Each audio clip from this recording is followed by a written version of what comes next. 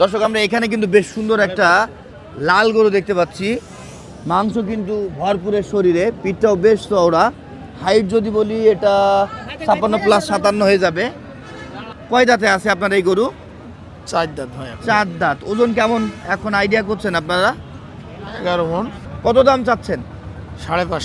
5.5 লাখ। কত পর্যন্ত দাম উঠলো ভাই?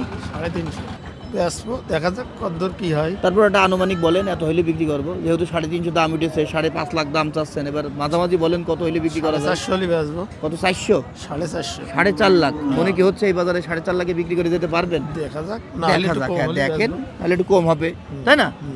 400 ভেঙেও দিয়ে দেবেন, আগে না, দেখে নেন 400 বাজারটা। ভেঙে বিক্রি দেব। আপনার নাম কি? আমার নাম আব্দুল কাদের। আব্দুল কাদের ভাই, বাড়ি কোথায়? জীবননগর। জীবননগর থেকে এসেছেন? জি। একটু লেজার গোছাটা যদি দেখাই। দর্শক গরুটা কিন্তু সুন্দর। আপনার ফোন নাম্বারটা বলেন তো ভাই। 01743 32 43 57। এটা কি আপনার গ্রাম থেকে কিনে নিয়ে আসে ভাই? জি। ও শুধু ভুসি খাই, তাই? গমের ভুসি। সলিড মাংস হবে তাহলে? জি। ঠিক আছে। ফিট দেওয়া গরু নাই না চাচা?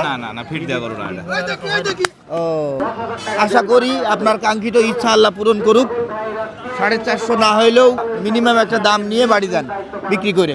ভালো থাকেন।